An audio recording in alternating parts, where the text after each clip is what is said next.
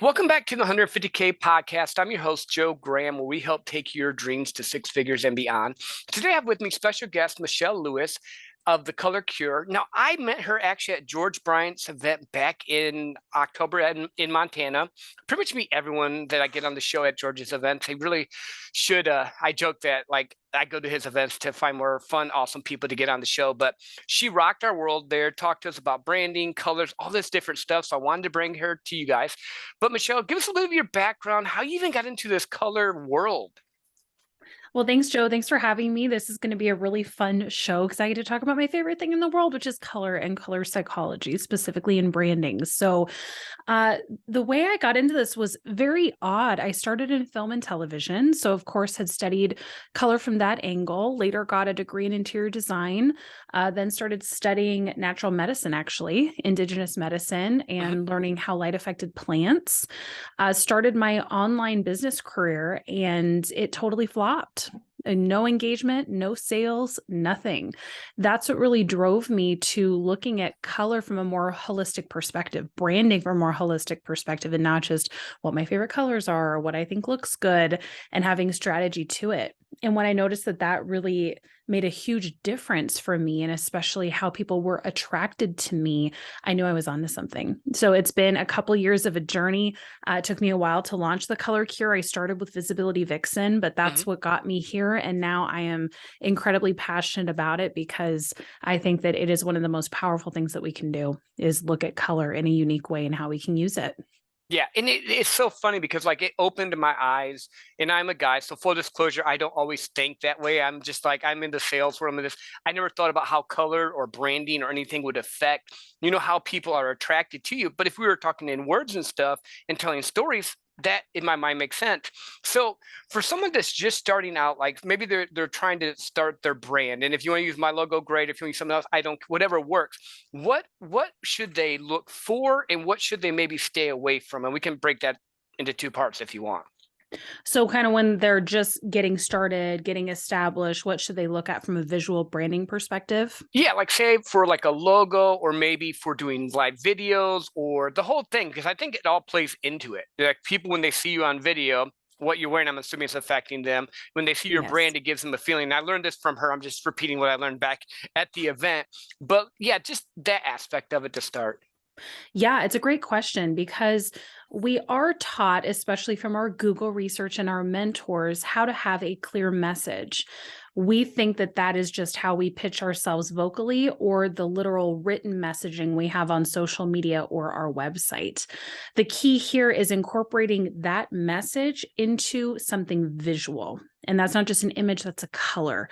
So if you can understand that just like when we're speaking, that has a frequency, sound, music has a frequency. Color as well is proven to have a vibration, aka a frequency. Mhm. So it's much more powerful when we have a message to back it up with a corresponding color that supports that intention. And like we've talked about at the event, you have 0.05 seconds to keep and get someone's attention.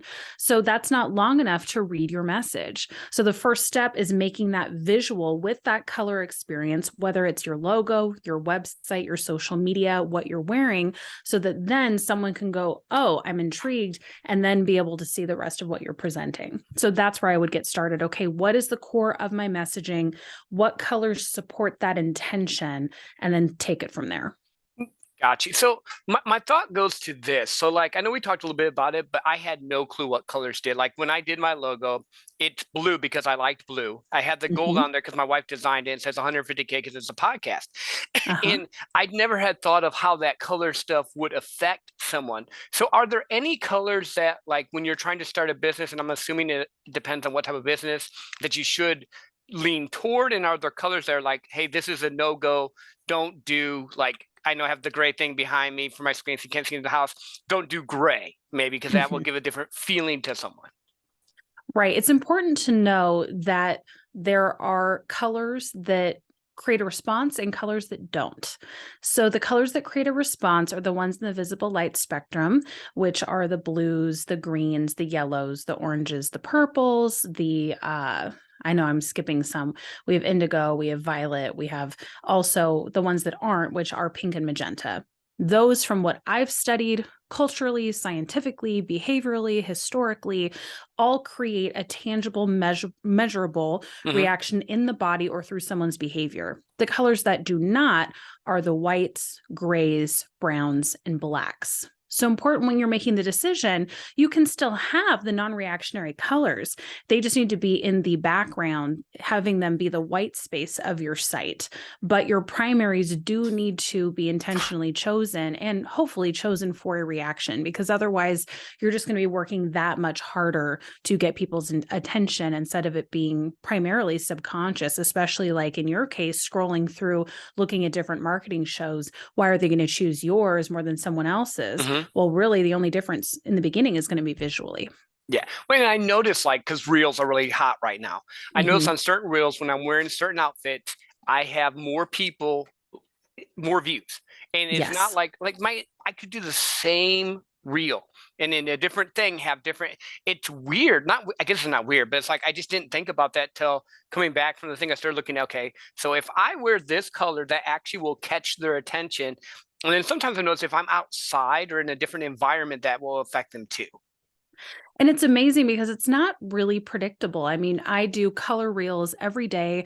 I'm wearing the color I'm talking about. And so I expected to get the most reaction from red, and yellow primarily, because yellow is a very cautionary color, makes the pupils kind of freak out and all this stuff. And red is an action color, but that's not what happened. It's been purple and green. So Hmm. it's really interesting because I was talking to my friend Ellen Yin from the Cubicle to CEO podcast yesterday, and we were talking about how there's been such a push this year specifically around purple in Yeah. marketing.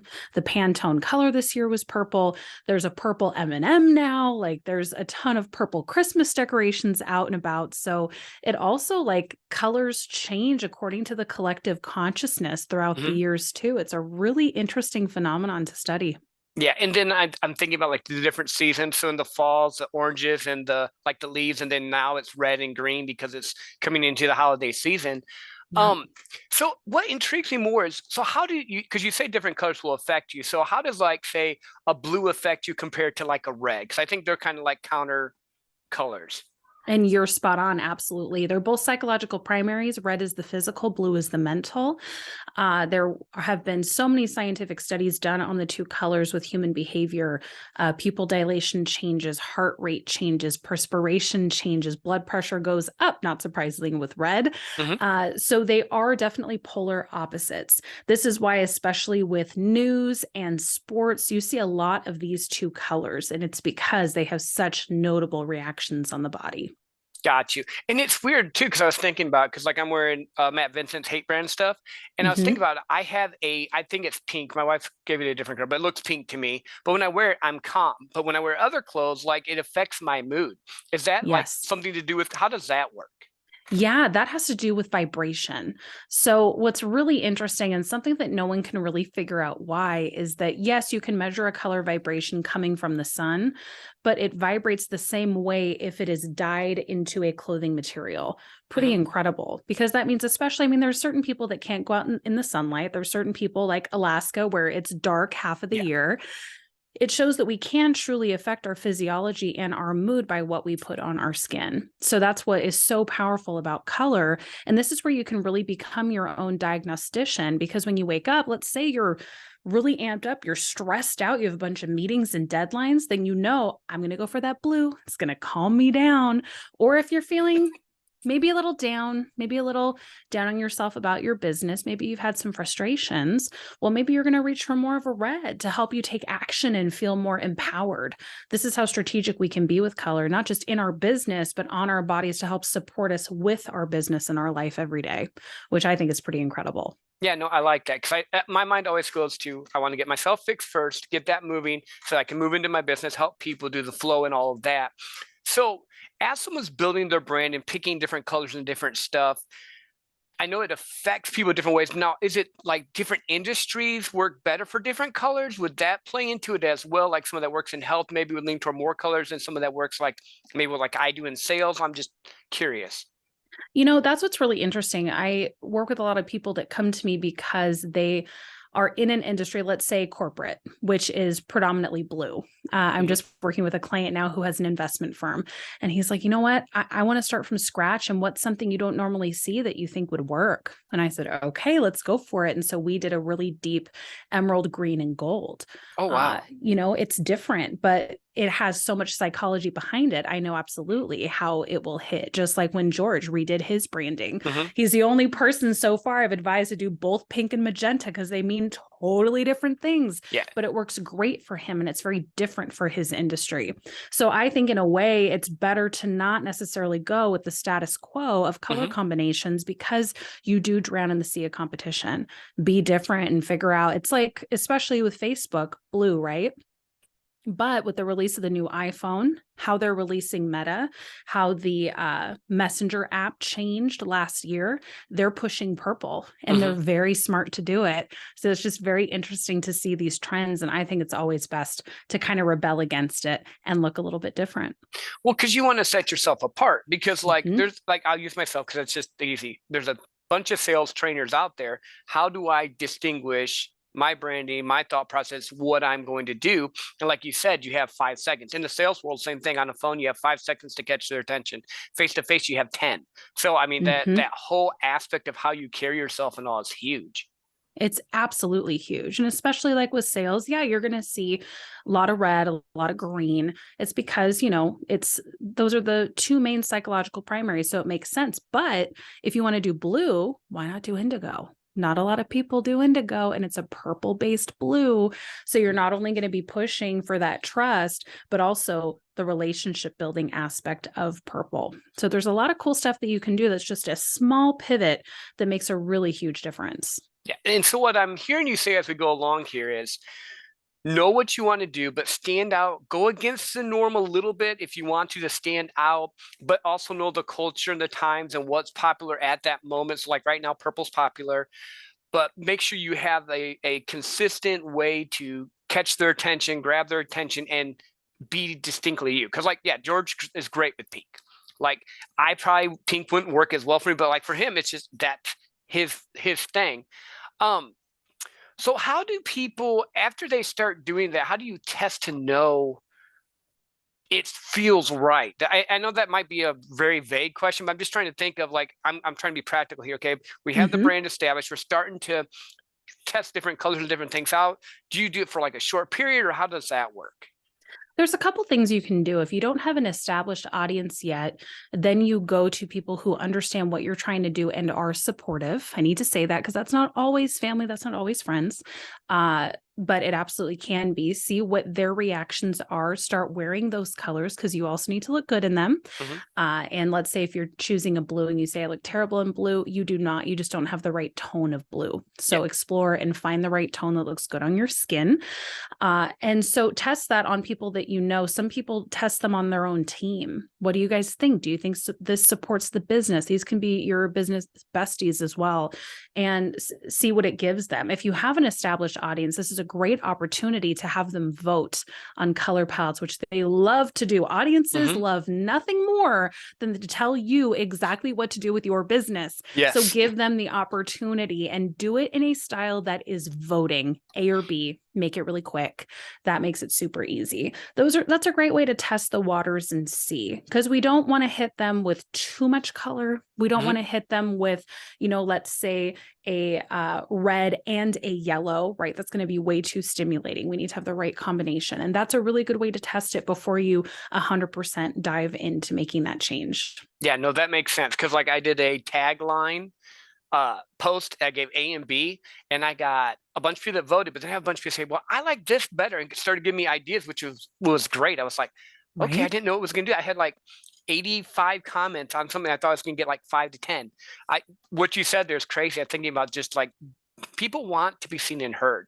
I think that's Mm-hmm. something that a lot of times in marketing and business, we forget that relationship aspect of bringing them into our world because now if they've helped pick the colors, now you're like a sports team for them. This is where my mind's going. Now you're like, they're on team Michelle, they're on team Joe, they're doing that type of stuff. So Mm-hmm. with colors, and I know we kind of bounced around a little bit and all, but what have we missed? What other aspects when someone's trying to figure out color coding and all for branding have we missed? I'd like to talk about tonal color harmony. And we didn't have a chance to talk about this a lot in Whitefish just because of the time limit. But what that means is making sure that all the color combinations you're choosing in your brand palette are in the same color family. That can be yellow based. All your colors have a yellow base. That can be gray based. All your colors have a gray base. That can be black based or that can be white based. This is the number one problem I see, especially with, unfortunately, designers. And I'm trying to change that because not a lot of people know about this, which is okay. But making sure that you're staying in the right color family. For example, if you are in an autumn palette, you have very yellow and gray based colors, then you do not want to use a pure white background. That's going to be a clash. And subconsciously, that is going to bother your viewer. I'm not saying that it's going to completely tank your conversions, but you can improve their visual experience by keeping everything on your site in the same tonal color harmony palette. So I think that's something that's really important to remember. And like we talked about, this will also help you figure out what palette to use based on what looks good on you. Because that way, every time you're on camera, when you're taking photos for your brand and on your website, it's all going to look and feel cohesive. And you are not going to eventually start hating your website because it's not in the right tonal color harmony palette. No, that makes sense. So you mentioned there was like an autumn palette. Is it like the season? So like there's an autumn flare, a winter flare, summer flare. Yep. What families, because now I'm intrigued, what families fall into it? Like what are there different colors? Which ones fall into which? Every color is in each palette. It's just the tone of color. So let's take yellow. You can have yellow in a winter, a summer, a spring, and an autumn palette, but the yellow is going to be yellow gray based in an autumn. It's going to be very clear, and that's just the pure yellow. I think it's FFF 070 or something. If you are in the spring palette, then it's going to be just yellow based. And if you are in the summer palette, then it's going to be gray based. Okay. So every color is in each palette. It's just what's underneath it to give it that specific shade and tone.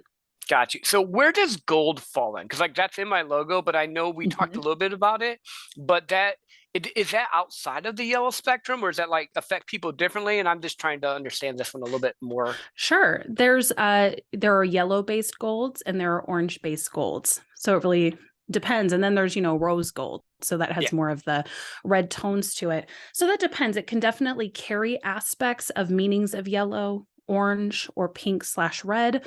I don't officially call it in the visible light spectrum because it's not, but you can absolutely figure out like, okay, I really want my gold to be, let's say, yellow based because I want people focusing on the future, feeling optimistic, feeling more attracted to wealth.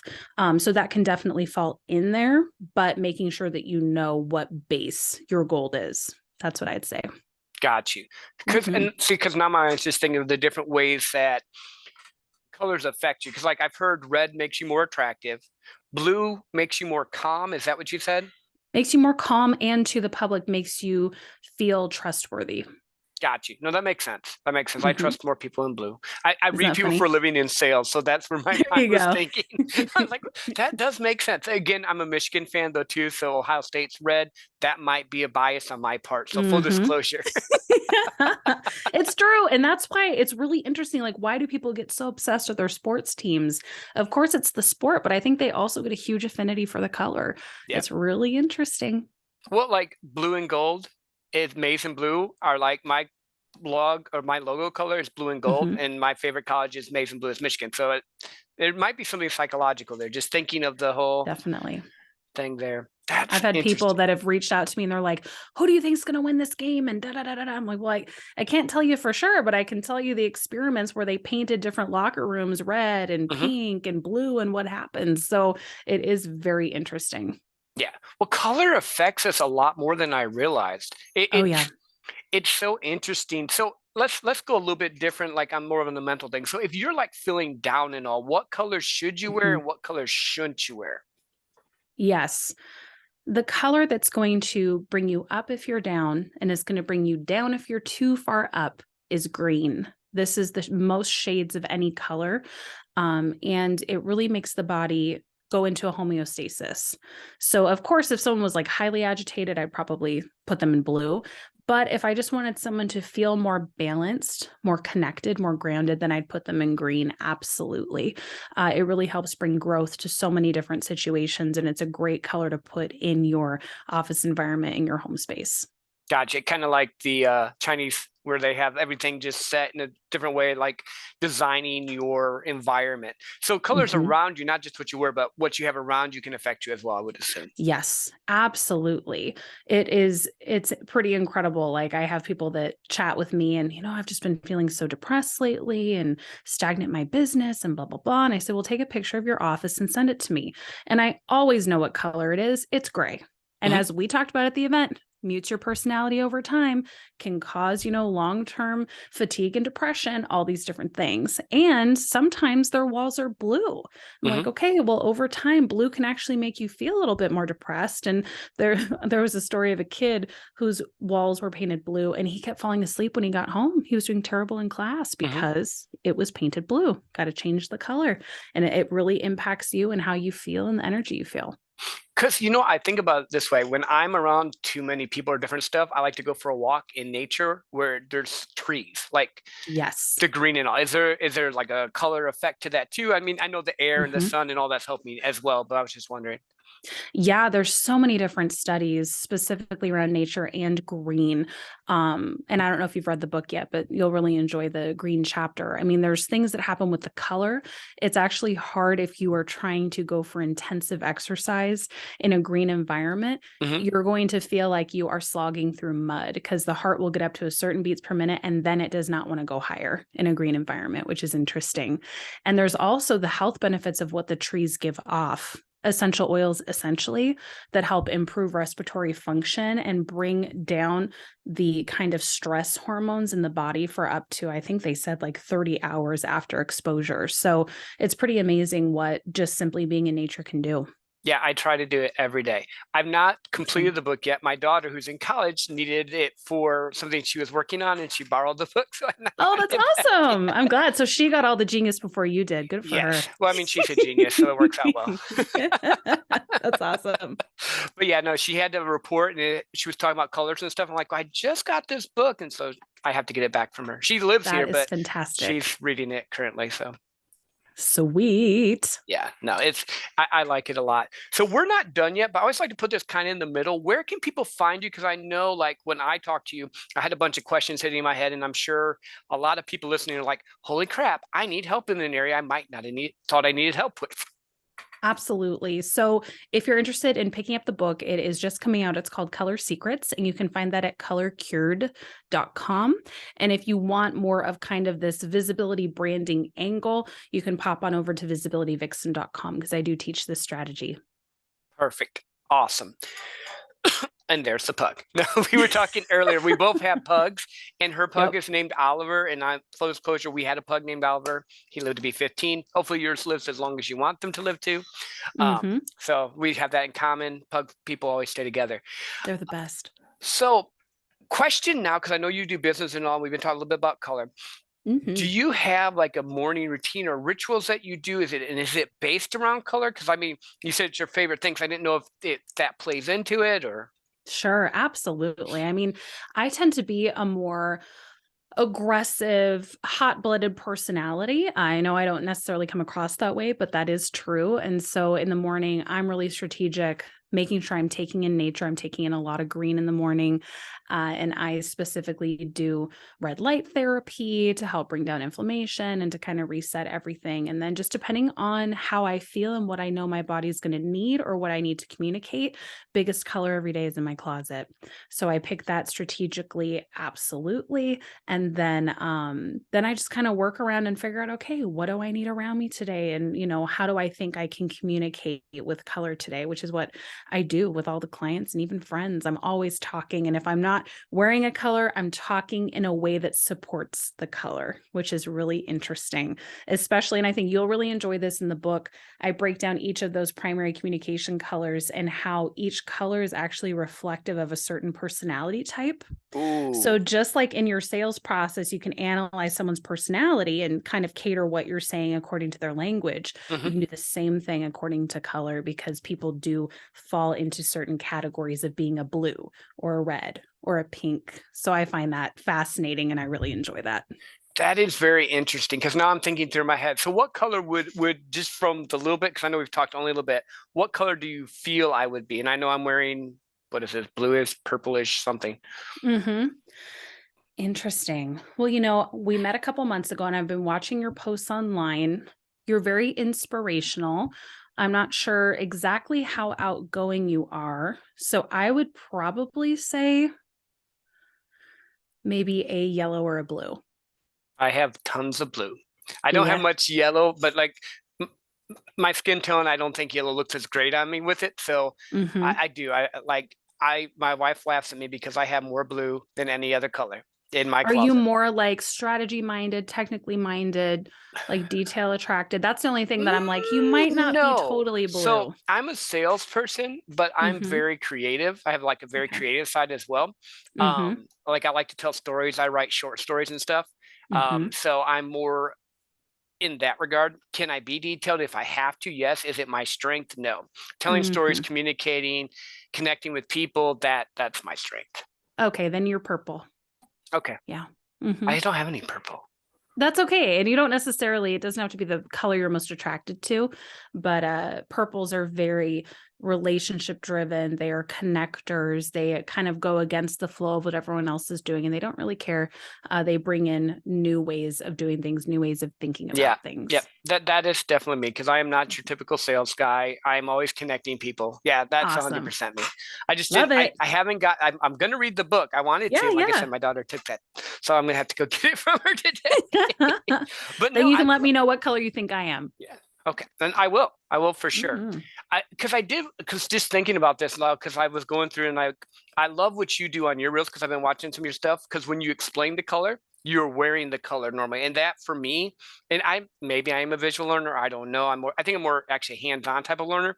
But Mm-hmm. like when you have the color and you explain it, it hits me more than like if you were wearing red and talking about blue, I think it would have like my mind would do the whole little I think anyone's mind would do that. It's so helpful, I think, because some people, yeah, they're auditory learners, visual learners. You want to try to appeal to everyone you can. And for me, like you can also feel the difference wearing the color. I was wearing purple while writing the purple chapter, and I had to go change because it was making me feel so lightheaded. Well, purple, which is actually violet, it's the last color in the visible light spectrum. It's the most tied to spirituality. It was making me too lightheaded to do something practical like writing. So I had to go change. It's pretty amazing what it can do. Yeah, no, it's opened up my whole world and my whole mind to color now. Because again, like I said before, then Yay. I never thought about it. Like I heard you on George's podcast first. I'm like, oh, this is pretty cool. And then I knew you were going to be at the event. I'm like, holy crap, this is a lot more into it. And when you get into the aspects of different things, oh, that's what I want to ask you. Red light therapy, because I'm into different Mhm. modalities and learning and getting better at stuff. What Mhm. does that do for you? So like I've done cold plunges before, I've done breath work. I've never done red light therapy that I know of. I have no idea Mhm. what it does. Well, every color has the ability to do some type of healing in the body. There's a guy named Charles Klotz, and he wrote a book called Color Medicine. So he's the one that found the frequency that each color vibrates at.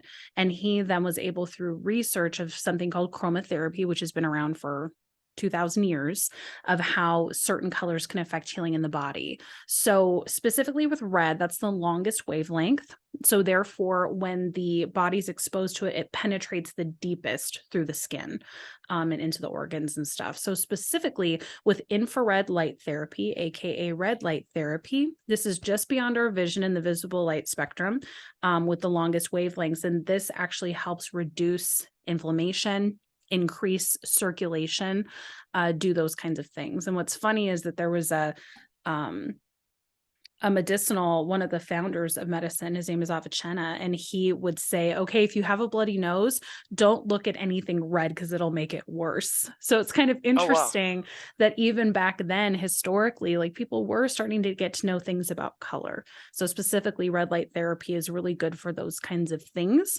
And then there's other colors that help balance that out. People use ultraviolet therapy for cancer treatments. People use specific blue light. As you know, there's the yellow glasses that block the blue Yep. light from the screen. So there's, so many different healing things that color does as light for the body. That is amazing. I like that. So Mhm. as we wind this down, I have this one question I always love to ask people, especially because you think differently than most people that I Mhm. met, which is a good thing. You can go back in time as far as you want or go in the future as far as you want. You get Mm. to meet one person, stay with them for a year, learn everything you can for that year, and then bring that knowledge back here. Where would you go and who would you meet and what would you learn? Tesla for sure. I would want to. He understood a frequency in a way that I think very few of us do. And especially with electricity and movement, and our bodies are voltage, we're electromagnetic beings. So that's who I would study for sure. I love that. I've not had Tesla. No one's brought Tesla. I love No? Tesla. Yep, you're the first person. No, like he did so many crazy cool things and he was so not about the he was definitely a purple. He was definitely against the whole Yes. way that society was at the time for sure. Yes, he was. When I appreciated like certain things, especially that the government was doing, where he said, I don't want any part of this and just walked away. Yeah. He really wanted to see like what is this free electricity and how can we create and connect. And I just really appreciate that about him. And I think anyone that can tap into intelligence like that is someone definitely to observe. Yeah, no, I love that. So Mhm. the last question I always like to just ask, what other words of wisdom, insight, we can be on the colors that we talked about, or anything else that you would want to leave the audience with?